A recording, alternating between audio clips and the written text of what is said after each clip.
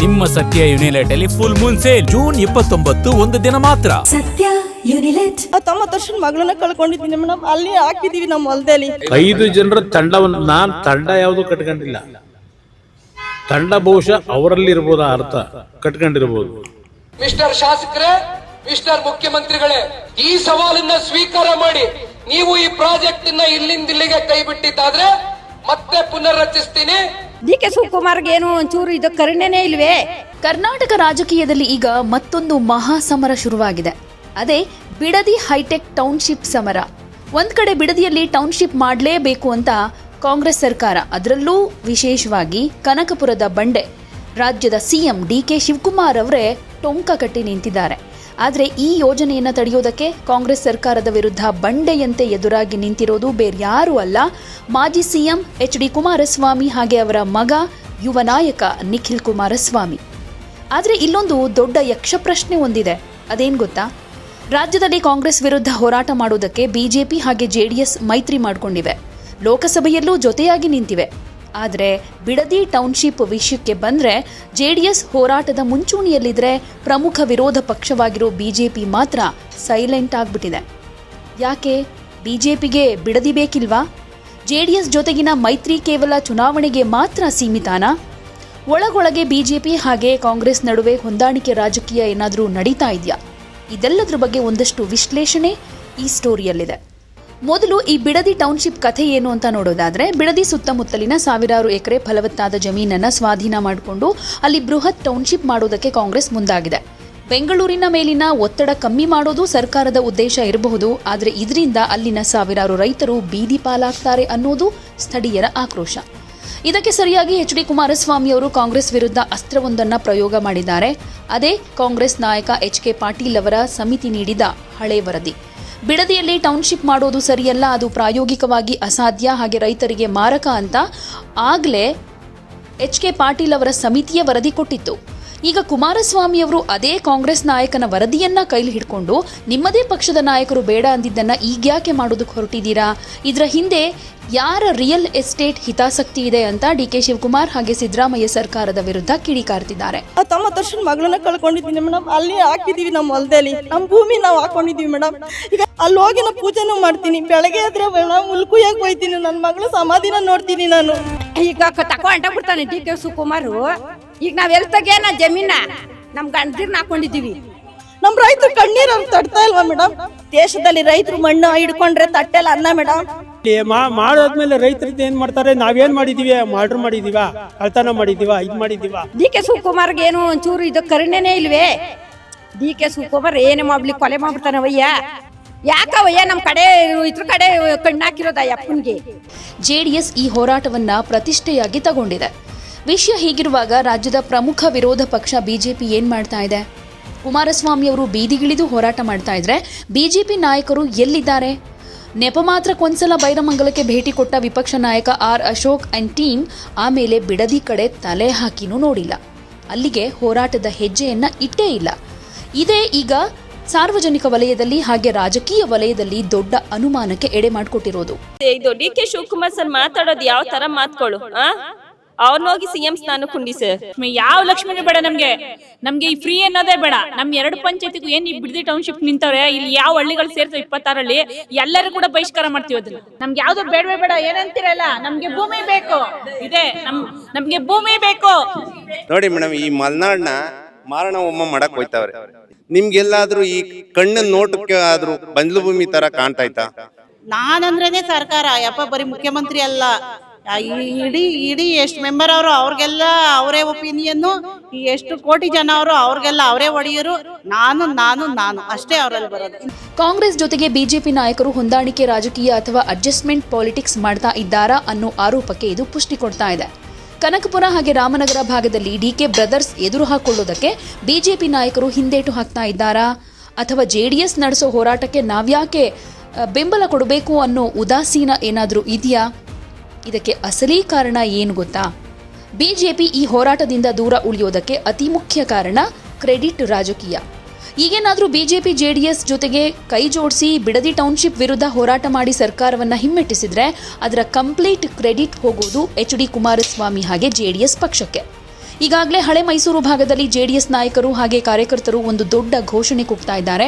Next ಅಂದರೆ 2028ರ ವಿಧಾನಸಭಾ ಎಲೆಕ್ಷನ್ಗೆ HD ಕುಮಾರಸ್ವಾಮಿಯವರೇ ಮುಂದಿನ ಮುಖ್ಯಮಂತ್ರಿ ಅಂತ ಈಗಲಿಂದಾನೇ ಬೊಬ್ಬೆ ಹೊಡಿತಾ ಇದ್ದಾರೆ. ಇದು ಬಿಜೆಪಿ ನಾಯಕರ ಕಣ್ಣು ಕೆಂಪಗಾಗಿಸಿದೆ. ಬಿಜೆಪಿ ನಾಯಕರ ಆಂತರಿಕ ಲೆಕ್ಕಾಚಾರ ಯಾವ ಥರ ಅಂದರೆ, ಮುಂದೆ ಕುಮಾರಸ್ವಾಮಿಯವರನ್ನ ಸಿಎಂ ಮಾಡೋದಕ್ಕೆ ಈಗ ನಾವ್ಯಾಕೆ ಬಿಸಿಲಲ್ಲಿ ನಿಂತು ಒದ್ದಾಡಿ ಮೈಕೈ ನೋವು ಮಾಡ್ಕೊಳ್ಬೇಕು ಅನ್ನೋ ನಿರಾಸಕ್ತಿ ಬಿಜೆಪಿಯಲ್ಲಿದ್ದ ಹಾಗಿದೆ. ಮೈತ್ರಿ ಇದ್ರೂ ಹಳೆ ಮೈಸೂರು ಭಾಗದಲ್ಲಿ ಜೆಡಿಎಸ್ ತನ್ನ ಪ್ರಾಬಲ್ಯ ಸಾಧಿಸೋದನ್ನ ಬಿಜೆಪಿ ನಾಯಕರು ಒಳಗೊಳಗೆ ಇಷ್ಟಪಡ್ತಾ ಇಲ್ಲ ಅನ್ನೋದು ಕಟು ಸತ್ಯ. ಹಾಗಾದ್ರೆ ಬಿಜೆಪಿ ಸುಮ್ಮನೆ ಕೂರುತ್ತಾ? ಖಂಡಿತ ಇಲ್ಲ. ಬಿಜೆಪಿಗೆ ಬಿಡದಿ ವಿಷಯದಲ್ಲಿ ಜೆಡಿಎಸ್ ಜೊತೆ ವೇದಿಕೆ ಹಂಚಿಕೊಳ್ಳೋದಕ್ಕೆ ಇಷ್ಟ ಇಲ್ಲದೆ ಇದ್ರೂ ಹೋರಾಟವನ್ನ ಕಂಪ್ಲೀಟ್ ಆಗಿ ಕೈಬಿಟ್ರೆ ಜನ ಉಗಿತಾರೆ ಅನ್ನೋ ಭಯ ಕೂಡ ಇದೆ. ಅದರಲ್ಲೂ ಇತ್ತೀಚೆಗೆ ನಡೆದ ಚುನಾವಣೆಯಲ್ಲಾದ ಅಡ್ಡ ಮತದಾನ ಬಿಜೆಪಿಗೆ ದೊಡ್ಡ ಅವಮಾನ ತಂದಿಟ್ಟಿದೆ. ಕಾಂಗ್ರೆಸ್ ತನ್ನ ತಂತ್ರಗಳಿಂದ ಬಿಜೆಪಿಗೆ ಟಕ್ಕರ್ ಕೊಟ್ಟಿತ್ತು. ಈಗ ಈ ಅಡ್ಡ ಮತದಾನದಿಂದ ಆದ ಅವಮಾನಕ್ಕೆ ಬಿಡದಿ ಟೌನ್ಶಿಪ್ ವಿಷಯದಲ್ಲೇ ಕಾಂಗ್ರೆಸ್ಗೆ ಸರಿಯಾದ ಟಕ್ಕರ್ ಕೊಡೋದಕ್ಕೆ ಬಿಜೆಪಿ ಮಾಸ್ಟರ್ ಪ್ಲಾನ್ ಮಾಡ್ತಾ ಇದೆ. ಸೊ ಬಿಡದಿ ಟೌನ್ಶಿಪ್ ವಿರೋಧ ಮಾಡಿ ಬಿಜೆಪಿ ಹಾಗೆ ಜೆಡಿಎಸ್ ಜಂಟಿಯಾಗಿ ಹೋರಾಟ ಮಾಡೋದಿಲ್ಲ. ಬದಲಿಗೆ ಪ್ರತ್ಯೇಕ ಹೋರಾಟ ಮಾಡೋದಕ್ಕೆ ಬಿಜೆಪಿ ಮುಂದಾಗಿದೆ. ಶೀಘ್ರದಲ್ಲೇ 2 ಬೃಹತ್ ಹೋರಾಟಗಳನ್ನು ಸಂಘಟನೆ ಮಾಡೋದಕ್ಕೆ ಬಿಜೆಪಿ ನಾಯಕರು ಕೂಡ ಪ್ಲಾನ್ ಮಾಡ್ತಾ ಇದ್ದಾರೆ. ಜೆಡಿಎಸ್ ಕ್ರೆಡಿಟ್ ತಗೊಂಡು ಹೋಗಬಾರ್ದು, ಅದೇ ಟೈಮ್ಗೆ ಕಾಂಗ್ರೆಸ್ ವಿರುದ್ಧ ನಾವೇ ಪ್ರಬಲ ವಿರೋಧ ಪಕ್ಷ ಅಂತ ತೋರಿಸ್ಕೊಳ್ಬೇಕು ಅನ್ನೋದು ಬಿಜೆಪಿಯ ಸ್ಟ್ರಾಟಜಿ. ಆದರೆ ಒಂದು ವಿಚಾರ, ಅದು ಬಿಜೆಪಿನೇ ಆಗಿರಲಿ, ಜೆಡಿಎಸ್ಸೇ ಆಗಿರಲಿ ಅಥವಾ ಆಡಳಿತಾರೂಢ ಕಾಂಗ್ರೆಸ್ಸೇ ಆಗಲಿ, ನೆಲದ ಹಕ್ಕಿಗಾಗಿ ಹೋರಾಡೋ ರೈತರಿಗೆ ನಿಮ್ಮ ಜಾತಿ, ನಿಮ್ಮ ಮೈತ್ರಿ, ನಿಮ್ಮ ಕ್ರೆಡಿಟ್ ರಾಜಕೀಯ ಮುಖ್ಯ ಅಲ್ಲ. ಅಲ್ಲಿ ರೈತರ ಭೂಮಿ ಕೈತಪ್ಪಿ ಹೋಗ್ತಾ ಇದೆ, ಅನ್ನದಾತನ ಬದುಕು ಸಂಕಷ್ಟಕ್ಕೆ ಸಿಕ್ಕಾಕೊಳ್ತಿದೆ ಅಂದಾಗ ಇಡೀ ವ್ಯವಸ್ಥೆಯೇ ಅನ್ನದಾತರ ಕೂಗಿಗೆ ಧ್ವನಿಯಾಗಬೇಕು. ಈ ವೈಯಕ್ತಿಕ ರಾಜಕೀಯ ಲಾಭ ನಷ್ಟಗಳನ್ನು ಲೆಕ್ಕ ಹಾಕೊಂಡು ಕ್ರೆಡಿಟ್ ಸಿಗಲ್ಲ ಅಂತ ಹೋರಾಟದಿಂದ ಹಿಂದೆ ಸರಿದ್ರೆ ಅಥವಾ ಕೇವಲ ಚುನಾವಣಾ ಗಿಮಿಕ್ಕಾಗಿ ಹೋರಾಟ ಮಾಡೋದಕ್ಕೆ ಮುಂದಾದರೆ ಮುಂದಿನ ದಿನಗಳಲ್ಲಿ ಜನಸಾಮಾನ್ಯರು, ರೈತರು ನಿಮಗೆ ತಕ್ಕ ಪಾಠ ಕಲಿಸೋದು ಗ್ಯಾರಂಟಿ. ರಾಜಕೀಯ ಪಕ್ಷಗಳಿಗೆ ಅಧಿಕಾರ ಮುಖ್ಯ ಇರಬಹುದು, ಆದರೆ ರೈತರಿಗೆ ತಮ್ಮ ಭೂಮಿಯೇ ಜೀವ. ಈ ಬಿಡದಿ ಟೌನ್ಶಿಪ್ ಹೋರಾಟ ಮುಂದೆ ಇನ್ನೂ ಯಾವ ಸ್ವರೂಪ ಪಡೆದುಕೊಳ್ಳುತ್ತೆ? ಬಿಜೆಪಿ ನಿಜಕ್ಕೂ ಪ್ರತ್ಯೇಕ ಹೋರಾಟ ಮಾಡಿದರೆ ಸಕ್ಸಸ್ ಆಗುತ್ತಾ? DK ಶಿವಕುಮಾರ್ ಟೌನ್ಶಿಪ್ ಮಾಡೇ ತೀರ್ತಾರಾ? ಕಾದು ನೋಡೋಣ. ಇಲ್ಲಿ ಯಾವುದೇ ರೀತಿಯ ಸವಾಲು ಪ್ರತಿ ಸವಾಲಿನ ಪ್ರಶ್ನೆ ಅಲ್ಲ, ಪಂಥಾವನಾದ ಪ್ರಶ್ನೆನೂ ಅಲ್ಲ. ಈಗಾಗಲೇ ಈಗಿನ ಸರ್ಕಾರದಲ್ಲಿ ರೈತರ ಒಂದು ಅಭಿಪ್ರಾಯಗಳೇ ವಿರುದ್ಧವಾದಂಥ ರೀತಿಯಲ್ಲಿ ಏನೋ ಒಂದು ರೈತರ ಭೂಮಿಯನ್ನು ಭೂಸ್ವಾಧೀನ ಮಾಡಿ ಕೈಗಾರಿಕೆಗಳಿಗೋ ಯಾವುದಕ್ಕೂ ಮತ್ತು ಏನ ಪ್ರತಿಷ್ಠಾಪನೆ ಮಾಡಲಿಕ್ಕೋ ನಾವು ಮಾಡಬೇಕು ಅಂತ ಏನು ಹೊರಟಿದ್ದಾರೆ. ರೈತರು ಅಲ್ಲಿ 450 ದಿನಗಳಿಂದ ವಿರೋಧ ವ್ಯಕ್ತಪಡಿಸಿ ಪ್ರತಿಭಟನೆ ಮಾಡ್ತಾ ಇದ್ದಾರೆ. ಸರ್ಕಾರ ಹೇಳುತ್ತೆ 80% ಜನ ಒಪ್ಪಿದ್ದಾರೆ ಅಂತೇಳಿ, ರೈತರು ಹೇಳ್ತಾರೆ 70-80% ನಾವು ಒಪ್ಪಿಲ್ಲ ಅಂತಾರೆ. ಹಲವಾರು ರೀತಿಯ ಗೊಂದಲಗಳಿಂದ ಸೃಷ್ಟಿ ಇದೆ. ಈ ಹಿನ್ನೆಲೆಯಲ್ಲಿ ಒಂದು ಕಡೆ ಮುಖ್ಯಮಂತ್ರಿಗಳು ನನ್ನ ವಿರುದ್ಧವೇ ನಾನೇ ಇದಕ್ಕೆ ತೀರ್ಮಾನಗಳು ಮಾಡಿದ್ದು ಅಂತ ಏನು ಹೇಳ್ತಾರೆ. ಇವೆಲ್ಲ ನಿನ್ನೆ ದಿನ ಮಾಧ್ಯಮಗಳ ಮುಂದೆ ಏನೇನಾಗಿದೆ ಅಂತಕ್ಕಂಥ ವಿವರಣೆ ಕೊಟ್ಟಿದ್ದೇನೆ. ಮುಖ್ಯಮಂತ್ರಿಗಳು ಒಂದು ಪತ್ರ ಬರೆದರು, ಚರ್ಚೆಗೆ ವಿಧಾನಸೌಧಕ್ಕೆ ಬನ್ನಿ ಅಂತ ಹೇಳಿ. ನಾನೊಂದು ಪತ್ರ ಬರೆದಿದ್ದೇನೆ. ಇಲ್ಲಿ ವಿಧಾನಸೌಧದಲ್ಲಿ ನಾವೊಂದು 3-4 ಜನ ಕೂತು ಮಾತಾಡೋದ್ರಲ್ಲಿ ಅರ್ಥ ಇಲ್ಲ. ಅದೇನೋ ಗೊತ್ತಿಲ್ಲ, ಅವರು ಅದೇನೋ ಒಂದು ಪದ ಬಳಸಿದ್ದಾರಲ್ಲಿ. ನಿಮ್ಮ ತಂಡದ 5 ಜನರ ತಂಡವನ್ನು, ನಾನು ತಂಡ ಯಾವುದೂ ಕಟ್ಕೊಂಡಿಲ್ಲ. ತಂಡ ಬಹುಶಃ ಅವರಲ್ಲಿರ್ಬೋದು, ಅರ್ಥ ಕಟ್ಕೊಂಡಿರ್ಬೋದು. ನನಗೆ ಯಾವುದೇ ತಂಡ ಇಲ್ಲ. ಇರೋದು ನನಗೆ ಒಂದೇ ತಂಡ, ರೈತರ ಪರವಾಗಿರ್ತಕ್ಕಂಥ ತಂಡ. ಮುಖ್ಯಮಂತ್ರಿಗಳಿಗೆ ಹೇಳ್ತಾ ಇದ್ದೇನೆ, ಇಲ್ಲಿಂದಿಲ್ಲೇ ಈ ಪ್ರಾಜೆಕ್ಟ್ ಅನ್ನ ಕೈ ಬಿಡಿ. ನಿಖಿಲ್ ಕುಮಾರಸ್ವಾಮಿ ಮತ್ತೆ ಅನಿತಾ ಕುಮಾರಸ್ವಾಮಿಯ ಒಂದು ಹೆಸರಲ್ಲಿ ಇರ್ತಕ್ಕಂಥ ಕೃಷಿ ಭೂಮಿಯಲ್ಲಿ ಭವಿಷ್ಯದ ನಮ್ಮ ಮಕ್ಕಳ ಭವಿಷ್ಯವನ್ನು ರೂಪಿಸ್ತಕ್ಕಂಥದಕ್ಕೆ ಆ ಕೃಷಿ ಭೂಮಿಯಲ್ಲಿ ಒಂದು ಶಾಲೆಯನ್ನ ಓಪನ್ ಮಾಡ್ತಾರೆ. ಮಿಸ್ಟರ್ ಶಾಸಕರೇ, ಮಿಸ್ಟರ್ ಮುಖ್ಯಮಂತ್ರಿಗಳೇ, ಈ ಸವಾಲನ್ನ ಸ್ವೀಕಾರ ಮಾಡಿ ನೀವು ಈ ಪ್ರಾಜೆಕ್ಟ್ ಅನ್ನ ಇಲ್ಲಿಂದಿಲ್ಲಿಗೆ ಕೈ ಬಿಟ್ಟಿದ್ದಾದ್ರೆ ಮತ್ತೆ ಪುನರ್ರಚಿಸ್ತೀನಿ.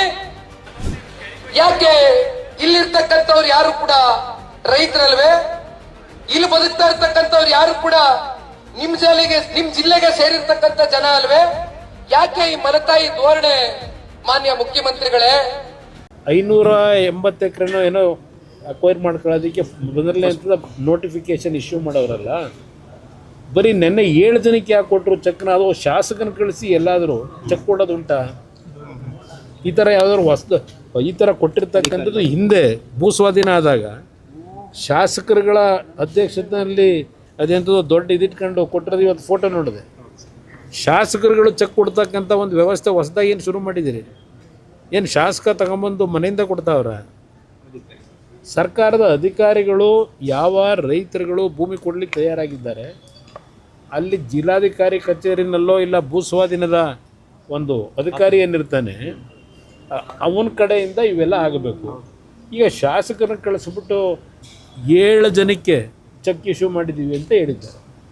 ಅಲ್ಲಿರೋದು ಎಷ್ಟು ಜನ ಅಂದರೆ ಟೆಂಪ್ಟ್ ಮಾಡೋದು ಹೇಗೆ ಅನ್ನೋದಕ್ಕೆ 2 ಕೋಟಿ 30 ಲಕ್ಷ. ಈಗ 2 ಕೋಟಿ 30 ಲಕ್ಷ ನಾನು ರೈತರಿಗೆ ಹೇಳೋದು, ಯಾರು ತಗೊಂಡಿದ್ದೀರಿ ಚೆಕ್ನ, ಕಾಂಗ್ರೆಸ್ನವ್ರು ಇರಲಿ ಯಾರೇ ಇರಲಿ, ಆ 2 ಕೋಟಿ 30 ಲಕ್ಷ ಚೆಕ್ ತಗೊಂಡ್ರೆ ನಿಮಗೆ ದುಡ್ಡು ಖರ್ಚು ಮಾಡಿದ್ರೆ ಬ್ಯಾಂಕಲ್ಲೇ ಇಡ್ತಾರೆ ಅಂತ ಇಟ್ಟಿವಿ. ಆ 2 ಕೋಟಿ 30 ಲಕ್ಷನ 20 ವರ್ಷಕ್ಕೆ ಅವ್ರಿಗೆ ಎಷ್ಟು ದುಡ್ಡು ಸಿಗ್ಬೋದು? ಬಡ್ಡಿ ಬ್ಯಾಂಕಲ್ಲಿ ಇಟ್ಟರೆ ರಿಸರ್ವ್ ಇದನ್ನು FDಗಿಟ್ಟು ಒಂದು 40 ಲಕ್ಷ 50 ಲಕ್ಷ ಸಿಗ್ಬೋದು. ಅದೇ ಲ್ಯಾಂಡನ್ನು ಹಾಗೇ ನೀವು ಇಟ್ಕೊಂಡ್ರೆ, ಅದೇ ಲ್ಯಾಂಡನ್ನು ಹಾಗೆ ಇಟ್ಕೊಂಡ್ರೆ ಈಗ 2 ಕೋಟಿ 20 ಲಕ್ಷ 50 ಲಕ್ಷ ಏನು ಕೊಡ್ತೀವಿ ಅಂತಾರೆ, ಅದು 20 ಕೋಟಿ ಆಗುತ್ತೆ ಆ ಲ್ಯಾಂಡಿನ ವ್ಯಾಲ್ಯೂ. ಯಾವುದೇ ಸುದ್ದಿಯ ಅಪ್ಡೇಟ್ ಅನ್ನ ಮಿಸ್ ಮಾಡ್ಕೊಳ್ಬಾರ್ದು ಅಂದ್ರೆ ಈಗ್ಲೇ ಒನ್ ಇಂಡಿಯಾವನ್ನ ಸಬ್ಸ್ಕ್ರೈಬ್ ಮಾಡಿ. ನಿಮಗೆ ಬೇಕಾದ ಭಾಷೆಯಲ್ಲಿ ಎಲ್ಲಾ ಸುದ್ದಿ ತಿಳಿಬೇಕು ಅಂದ್ರೆ ಒನ್ ಇಂಡಿಯಾ ಆಪ್ ಅನ್ನ ಡೌನ್ಲೋಡ್ ಮಾಡ್ಕೊಳ್ಳಿ.